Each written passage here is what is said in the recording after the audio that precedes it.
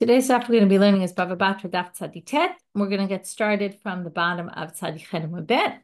Before we start, I'll just mention that this is the daf for Erev Rosh Hashanah, and the dapim for the next few days will be going up right after this daf goes up, so you can get a head start on your learning for Chag Rosh Hashanah.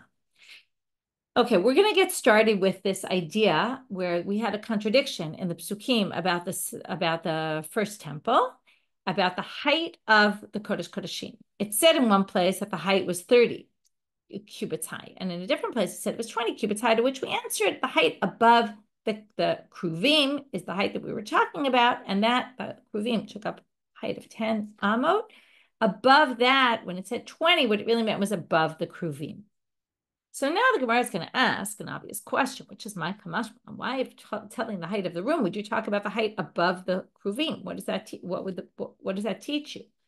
Hakamashma, well, it comes to teach you, and this can be a bit of a strange thing. Lemata kilamala. The bottom was like the top, meaning the 10 amot underneath the 20 that we were talking about was just like the 20 amot above. In what way? Malamala emeshamish klum. Well, the upper space was empty. So if you measure the upper space, there'd be nothing in your way. It would all be empty. Also, the bottom part, nothing in the room took up any space.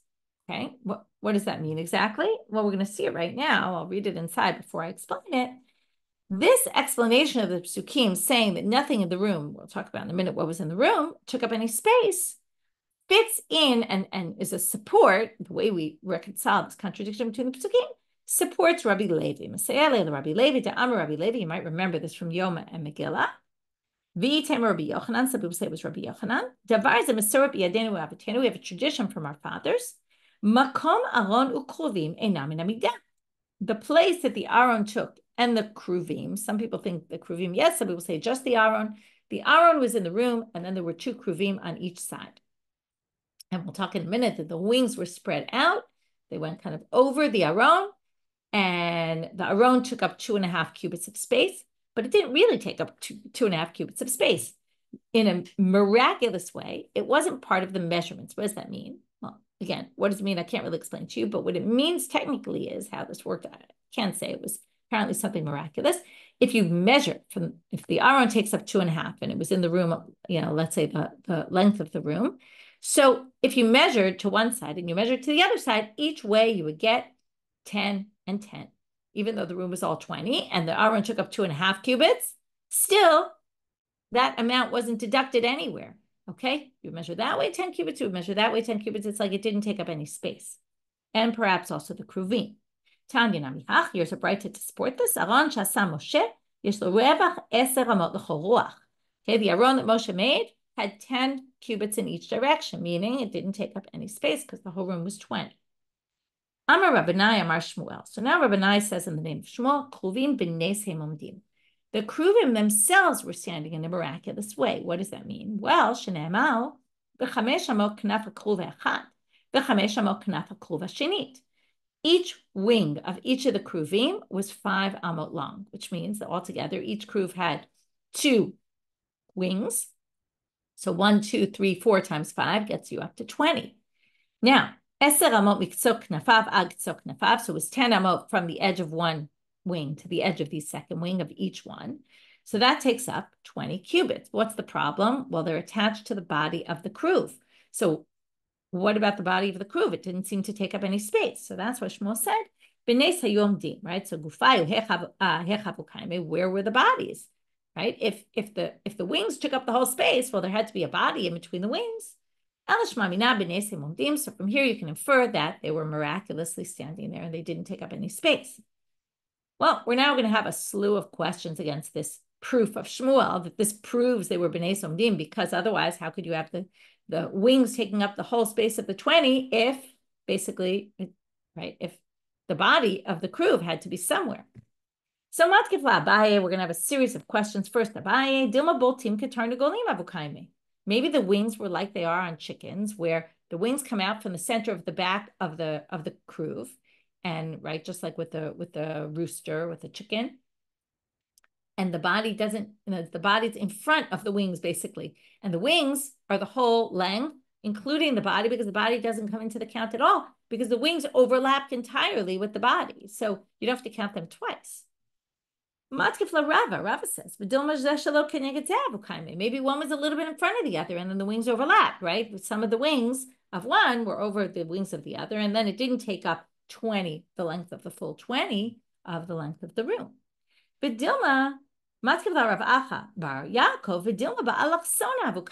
they were on a diagonal in the room. If they were on a diagonal, right? We all know hypotenuse, right? The Pythagorean theory, the hypotenuse of, right? If you have two sides that are each 20, but the angle, right? The triangle that cuts the room in half on an angle would be much longer. So it could be they went on a diagonal throughout the room.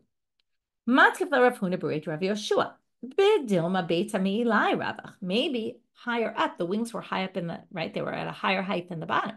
Maybe the bottom of the room was 20 by 20, but as it went up, maybe it was wider. Maybe their wings were bent a little bit, and then it wouldn't take up as much space. Maybe they were overlapping. Maybe they were intertwined. Maybe there were a bunch of ways to understand this. Maybe they were crossed over their wings and therefore also didn't take up as much space. Either which way, we've now proven that Shmuel can't really prove it from that pasuk. Ketzad hem umdim. Now, what way were they facing? Okay, where were the faces of the kruvim looking? Rabbi Yochanan and Rabbi Elazar. And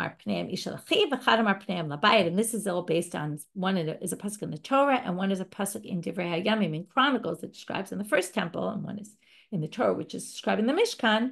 So in Shemot, chapter 25, in the Mishkan, it says, Pnehem ish al achiv, means they're facing each other. And in Divrei Hayamim, it says they're facing the bayit, which means, okay, let's just talk about when you enter the temple, you enter from the east side.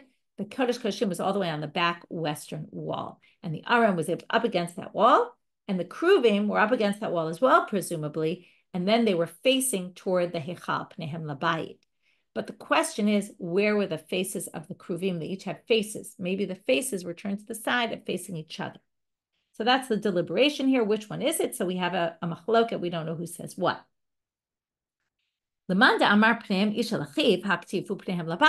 say, well, if you say they were facing each other, it also says they were facing the house, the heichal. So how can you explain that?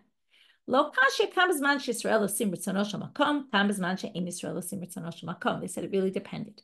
If the Jews were keeping the word of God and doing the will of God, then the kruvim would face each other, because the kruvim were representative of the relationship between like a man and like a male and female, just like the relationship between God and the Jewish people.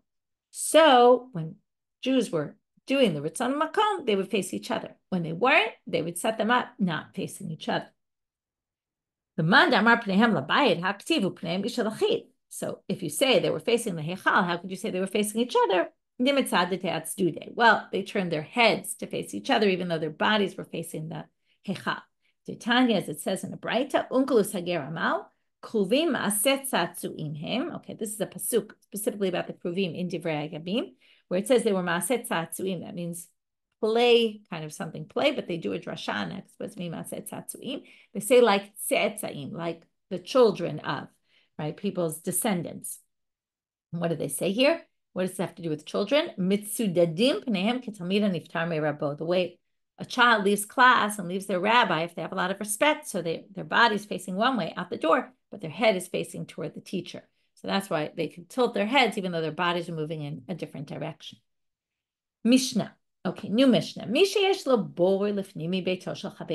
now we're back to our topic. Okay, this was a little off topic about the kruvim and the aron and the measurements. Okay, that we got into because we were talking about these measurements like the binyan heichal, and from there we got off on a tangent. Now we're back to our topic. So someone who has a bore, and really what we're going to discuss today are access routes. So in a whole bunch of different ways, and we'll have a few mishnayot today also. It'll be pretty quick and simple daf. Someone who has a bore, I own a bore, but to get there, I have to go through your house. Now, assuming whether I bought it from you, right, and I sold it to you and I kept the bore, and whether I need an access route or not. But the point is here, I have an access route, whether by law I get an access route or I had to pay for an access route, but I have an access route. I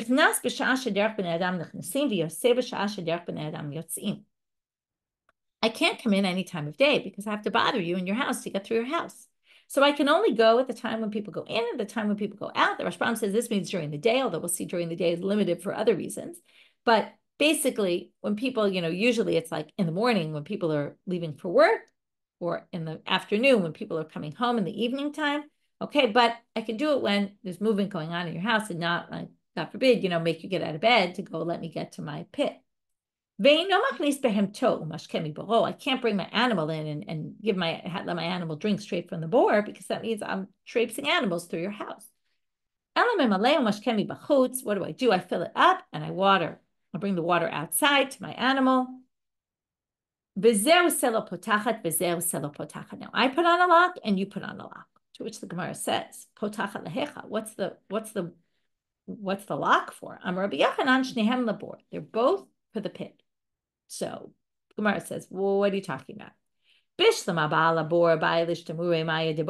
I understand the owner of the bore has to protect the bore from the owner of the house going into their bore when they're not around. What does the balabayit need to have a block on the bore? Rabbi Elazal, turning now to Amabet, mishum chashad ishto. Here we get into a separate problem. If I'm a man, I can't just go in through your house every day that I want to get to my bore, because if you're a man and your wife is home, well, I'll come into the house alone with your wife. That's not a good situation. People will start suspecting and maybe something will actually happen. So I can only go when I know you're there and when I can get the key. And maybe I don't know you're there, but I'll knock at the door. Your wife will say, sorry, my husband's not home. You won't be able to get there because it's locked. And then I'll leave and I'll never end up in the house with her alone. So that's the issue, that a man not go into a woman's house, into a man and a woman's house while there's only the woman there. So, well, you're limited. You can't come at night, but you also can't come all the hours during the day when the husband's not around. Depends where he works, but most people work out of the house. So there's actually not a huge amount of time left for the man to go in to get the water from his well. New Mishnah. Here I have a garden inside the garden, your garden. Now it's not a field. A field is a very unprivate area, but a garden is an area where people sit also. So there's also a need for privacy. So the rules are a little different though. So again, because it's a bit more of a private space, I can't, if I have to traipse through your garden, I can only do it at times when you're up and around and about. And I won't be bothering you, okay? Like if you're sleeping or something. But I can't bring the merchants, like let's say I want to sell them my produce that's growing in my garden, I can't bring them in traipsing through your field, through your garden. I also can't use it as a shortcut. Like I bought a path in your garden to get to my garden, but I didn't buy a path to use it as a shortcut to get to some other garden or some other field that I own. That, maybe it'll be easier for me to get there, but I can't, because that's not what I bought the path for. We're going to see that I might have bought an access route, but I don't really own the route. And that's what we're going to say right now. Because I don't own it, you, as the owner of the whole garden, that's the outer garden, you can plant on that road, that access route. Okay? Even though it's going to a little bit inconvenience me because I'm going to have to walk around your stuff when I go through, but it's yours to plant on. I just have rights to walk through, but I don't have rights to plant there. You do. Here's a different case. I wanted to go through your garden to get to my garden, same thing. But we agreed together, we both agreed to this arrangement that I would use something on the side. So it's not as convenient for me because I have to walk around the side. On the other hand, it's better for me because it's not going to bother you as much since it's on the side. And therefore, I'm allowed to do all sorts of things. I can nichnas b'shashu rotzeh. I can go in whenever I want. Yotzeh b'shashu rotzeh. I can leave whenever I want. And machnis tochat hagarim. I can even bring the merchants who are going to buy my produce directly into my garden because we're walking on the side. It's not going to really bother you. I still can't use it as a shortcut. We don't go that far. Now, in this case, you actually can't plant there because the assumption is if I'm using a path in the middle of your garden, that's where you plant. Most people don't plant on the side. And the assumption is if you agreed to give me this path on the side, you agreed to say, it's fine, I'm not going to plant there. That could be your path and use it for whatever you want. Walk through as much as you want and don't worry, I'm not going to plant there. So that's the assumption, and that's why you don't get to plant. Now we're going to have a whole bunch of statements made in the name of Shmuel. Amar Rabbi Yehuda, Amar Shmuel. Amma beit hashlachin. This is the Gemara now talking. In Amma of a beit hashlachin. A beit hashlachin, I have to correct myself. I believe when we learned about beit hashlachin, and it talked about the root of it, if you remember, there were two different interpretations, but one is there's an irrigated field, meaning because of the sholech hapnei chutzot, that it's the rain. What it means is, I was confused there. I'm sorry, I said the wrong thing. It's actually, it's not enough that it gets rain. It needs irrigation. It needs water. So the idea here is if I have a field, and from your field, I want to take a water channel to get water to my field, and I buy that, how wide do I get? How much space? Noten lo shtei amot letocha. I get, right, that we're assuming there wasn't already a channel. We're building one, we're digging one. How much do we assume I get? And that's, again, what's the assumption, the minimum that you have to give me? And I can't really demand any more than that. 2 amot letocha. The assumption is that a field, when it's going to get irrigated from this water, because it needs a lot of water, it has to have 2 amot wide to be able to allow a lot of water to flow through. And in addition, amamikan va'amamikan la'agapeha. Well, there's the sides that keep it kind of, working. You build up on the sides a little so that things don't fall in, doesn't fall apart, right? So you get a little bit on the sides for the banks of this water channel, and also so that you can have some space. If you need to fix them, you need some space to be able to have access. So if I bought this water channel from you, I get 2 amot plus another 2 on the sides, altogether 4 amot wide space. But if I build I get a channel that's not going to water my field, which needs a lot of water, but it's maybe for my animals, for my laundry, for something like that. And in the Quran, they explained that it was actually the water, it's not coming from any water source. You pour water in and use a shaduf you don't really pour the water in, but use a shaduf to draw water from somewhere else. When you bring the water in, it's usually what you do for when you need less water. You get 1 amma wide only because you need less water, and half a cubit on each side because the whole thing is smaller. So even the sides you get, the banks are smaller. Who's allowed to plant in those agapayim? Rabbi Yehuda Amar Shmuel Baal Asadeh Zoram. Rav Nachman Amar Shmuel Baal Asadeh Notam. Two different versions of what Shmuel said. One Rabbi Yehuda brought, one Rav Nachman. Okay, they both think it's the owner of the field. Clearly, I bought this amma, I don't get to plant on the sides of it. Even though, right, just like before, I had the access route, but I couldn't plant. But the question is, can you plant crops or can you plant trees? Zoram is crops. Notam is trees. What's the difference? Well, tree roots go very deep, and other roots, like of grains, are very shallow. They're shallow, they're going to get in the way of the channel. If they go deep rooted, then they're not going to bother the water channel. So the Gemara says, Mandamar Zoram, if you say you can plant seeds, of course you can plant trees, because right, if you plant crops, you could obviously plant trees because the trees are less problematic for the water channel. But Mandamar Notam, the one who says you can plant trees, though, would not think that Shmuel allows to plant crops. Because the roots will get into the banks of the water channel and ruin them. The Amar Rabbi Yehuda Amar Shmuel, another statement he made about this,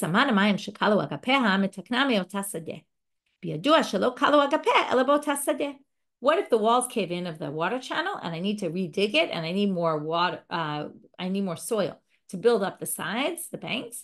Well, I can use the ground from the field. Okay, because why? Because they all fell apart, and where they fell apart, and where the extra the soil that was being used that in the first place was from your field, or now it doesn't matter where it was from in the first place, but now it collapsed into your field, so the soil's already in your field, so I could just take other soil from your field, because the assumption is I kind of taking what I just returned, not intentionally returned, because the whole thing collapsed. Well, Rav Papa is going to disagree not with the law, but with the logic of what Shmuel said. He says, what do you mean? The owner of that field could say, your water, when it collapsed, the water that went through the channel took away all the dirt and brought it into your field. So use your own soil for this, not mine. Rav Papa says that can't be the proof. So therefore, Papa brings a different proof. When we made this arrangement in the first place, and I bought the access to build a channel in your field, you knew that it was probably going to fall apart soon because that's just what happens. Anything with water, often there's a lot of damage. And since you knew it would fall apart, you knew going into it that I was probably going to use the soil in your field, and therefore you agreed, the whole agreement, the whole arrangement that I was going to build this in your field meant also that I will eventually use more soil in your field if I need it. And that's why it's allowed, not because we assume the soil went back into your field, because it might not necessarily have, it might have been washed away. New Mishnah. What if, and this is a sugi we learned in Bava already, what if I had, there was an area in my field that everyone just started using as a shortcut, and it became a known thing, everybody walks through my field. Well, there's a certain thing that if people have been doing this, it becomes public property, even though I never told people they could, but somehow it just happened, and people have been using this path.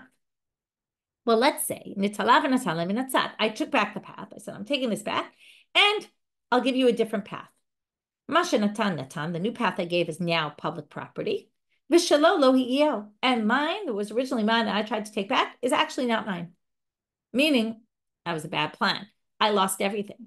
You have two paths in my field. We're going to have to see in the Gemara why this is. Derech hayachid arba amot. If you buy a path, an access route, you get 4 amot wide. Okay, that's the amount of space a person takes to walk through, and carry things maybe. So you get 4 cubits. Derech harabim, if let's say I sold you what we call a derech harabim, or maybe the public took over a space, it's 16 cubits wide, because that's the space of Reshut Harabim. And there's a lot of debates about how to understand these next few cases, the Derech Harabim and Derech HaMelech. It's talking about where I sold you a path and we called it Derech Harabim, and therefore you get 16 cubits, or is it a path that actually Rabim are using? And same with the next ones. Derech HaMelech en la shiur, Derech HaKever en la shiur. 2 of these have no amount. That means they could take over your entire field if they want. If a king is coming through, so again, I'm going to go with 2 different interpretations here. If a king is coming through with his big funeral, unfortunately, we've seen a lot of this in Israel, whether it's a hostage or a soldier or someone who was killed because of what's going on, a terrorist act. So a lot of people come to the funeral because we want to encourage people to come to funerals and to do what we call the levayat hamet, so escorting the dead. So we basically say, there's no limit. You can walk through people's fields. Everything is public for this. And same thing when the king goes through. So that's what some people say this means. Other people say it means that if we arranged that I was going to buy an access route and we called it like a derech hamelech or like a derech hakever, then you get the whole thing. Okay. And then it's basically it means the same idea, that there's no limit, but it's just a matter of, are we talking about sales or are we talking about something else entirely? Kind of get off topic here. Hama'amad. Okay, the ma'amad was a place where people would stand either on the way to or on the way back from the funeral. It's a bit of a deliberation about which this was. And they would say, there were some blessings people would stop and say on the way home from a funeral. Perhaps that's what we mean. So what was the space needed for this ma'amad? And again, did you purchase this, or was it just what we're saying, if they need the space, how much can they take? Dayanit Sipori Amru, the Dayanim and Sipori said, Beit Arba'a Kabin. It's a space where you can plant 4 kabin of seeds.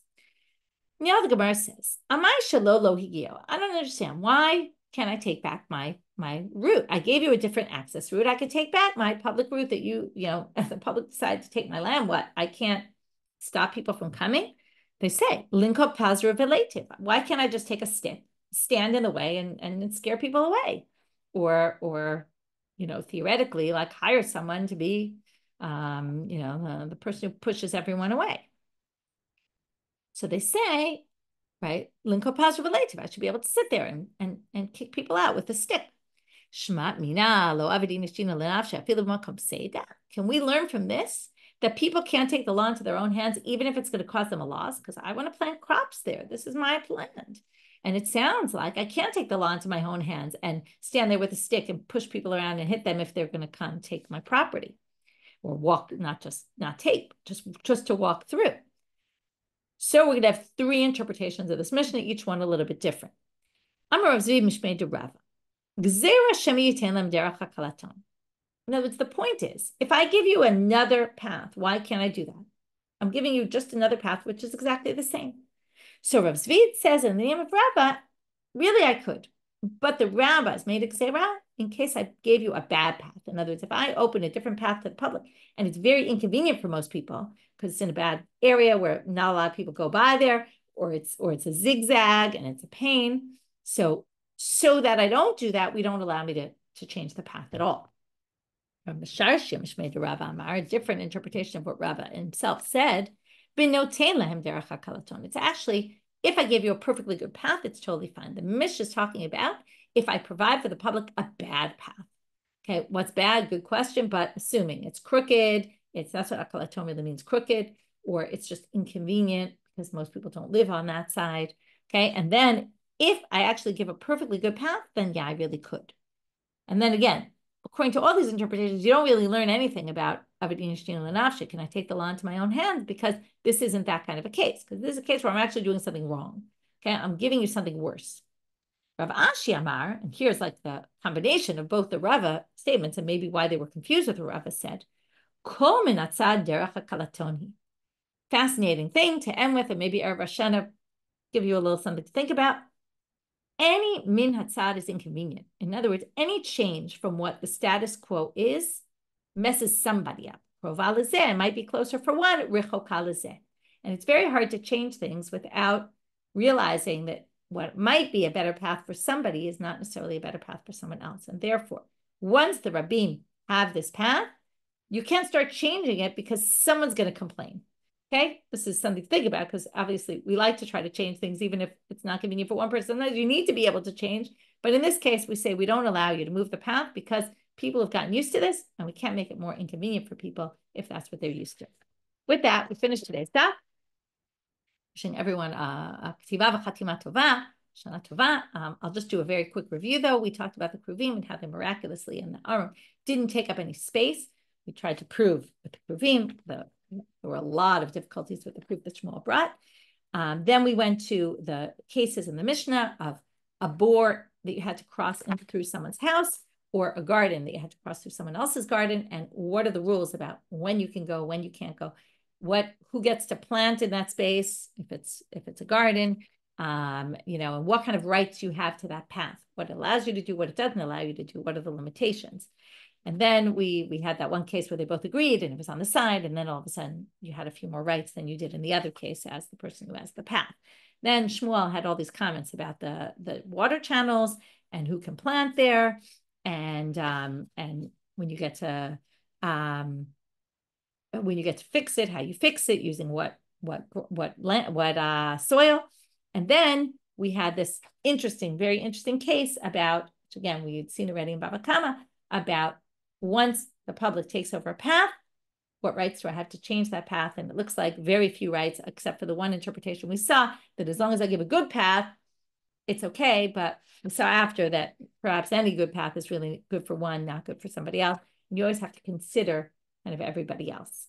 So that's it for today. Like I said, wishing everyone a k'tiva v'chatima tova.